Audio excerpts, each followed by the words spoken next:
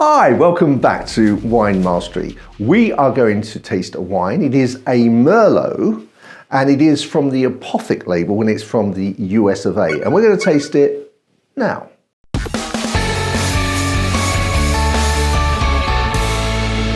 So, I've said it's a Merlot, but it does have another grape in it, this one. Now, it's a grape I've not heard of, but there's lots of grapes I've not heard of, and one to which I'm going to try to pronounce. It's a Teroldego.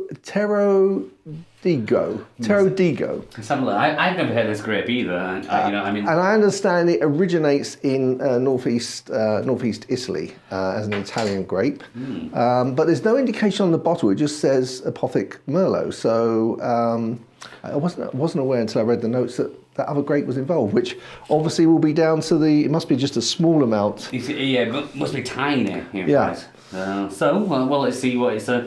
Let's see what it goes for. Now, we have tasted a couple of Apothics before, and we've been very impressed with them. So I'm hoping we will be with this too. So now look at the colour. I'm going to look against a white background, and it's I thought I could just see, but not really. I was wondering if I could see brown, but I'm not quite sure that I can. Well, for me, it's got the garnet stuff. It's fairly bright. Yeah. Reminds me of lipstick. I don't know why. And it's not very deep, is it? You know, you can. It's relatively not very, but relatively translucent. Yeah. Yeah, I'll give you that, John. Let's have a go at the old nose here. Ooh. Oh, that's nice. That's that's promising, isn't it? That's really it has these it reminds me of chocolate. Chocolate, yeah. It's got like the chocolate powder, like drinking chocolate powder. But it's not. It doesn't smell like chocolate. It's like the richness of chocolate, and I describe. That is really nice, actually. As Merlot's not. For me, it's kind of I like Rioja is my top dog, and Merlot doesn't really come into the equation as such. But after smelling that, I'm thinking perhaps Merlot should. Oh, maybe it's that other grape. I'm not going to try and pronounce again. That's made all the difference. I'm not even going to give it a go, but it smells delicious, doesn't it? It does. I'm trying to. There's complexity there as well. Yeah, I'm just trying to. I can't really detect any fruits as such. I think there's a good combination of a lot of fruit in there. This comes almost to the Cabernet Sauvignon jammy style. Yeah, and I think if I had to choose one, I'd say cherry, but then I say cherry for everything. I even say cherry for Sauvignon Blanc. No, I don't really. That's fine. Let's have a go on the old palate.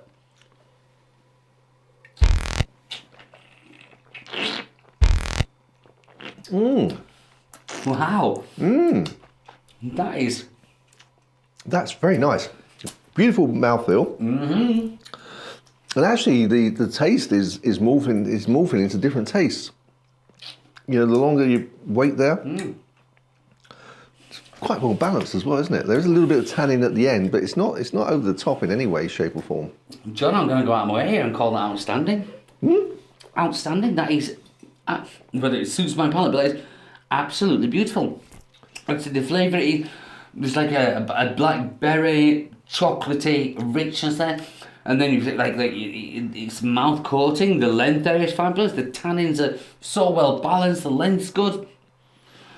Classy bit of wine. Yeah, I get this. So the beginning of the taste builds up. It's really lovely, and there's that bit, that blue sweet you always talk about. Parma Violet.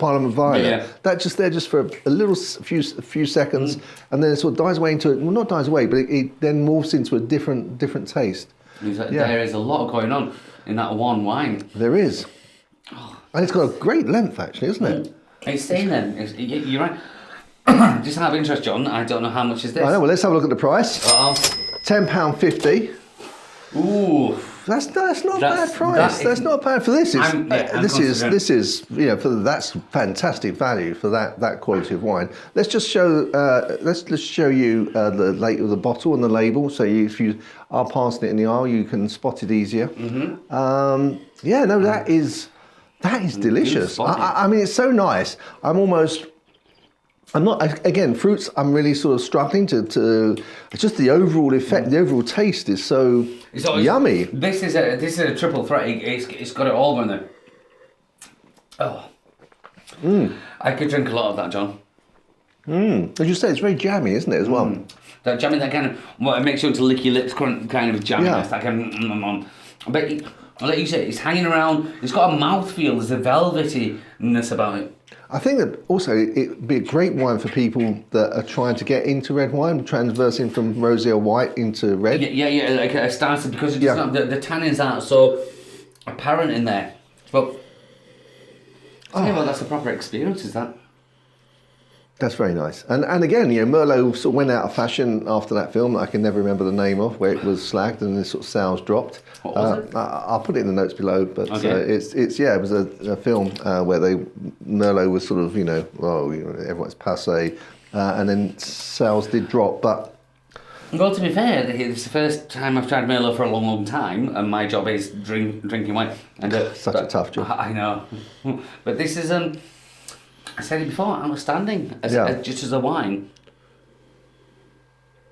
That is delicious. I suppose we're going to move on to pairing now. I think the first thing to say is that I'm not sure if I would want to pair this with anything. You know what you mean? It stands on its own. You don't need certainly to have anything to pair with this. I think it'd be quite versatile. I could go with pasta dishes, bolognese. I go with a pizza. Obviously, I'm thinking California, so I was starting to think about steaks. I'm not quite sure if it would take a steak, but I'm not sure it would complement a steak. No. Like you said there, that on its own would be lush. Pasta. Yeah. I think cheese-wise, I'm going to go for something like Delisa Cremiere, which is very similar to Vignotte, as in the old-style triple cream cheese. I think those two would go together nicely. But because John said, I just drink that on its own. Yeah, and I've noticed as well, I don't know if you have, that when we're talking about it, we're actually, as much as we're drinking it, we're also smelling it, because it's just lovely, both senses. It's a triple threat. It's got it all. And very unexpected. I'm very impressed with that. I'm very impressed with that. I mean, I certainly, I think we would say that the sort of, down to the knuckle is, would you buy it again? And I would. Definitely buy that again. £10.50. That, I would say, as they say in Yorkshire, for now, it's a £10.50. That would be. If I was serving that to guests at a party or a dinner party, I'd be very impressed. I'd be very comfortable doing it. Yeah. And they'd probably be impressed with it, and probably think you spent more money than £10.50 a bottle. Yeah, definitely. Okay, so scores. Okay, after you. Okay, so as a Merlot, I don't know if I recognise it as Merlot. Well, of course I do. But just in general, a triple threat. It took me completely by surprise. But I have to be. I would go. That's a big. Okay, I'm going to go 90.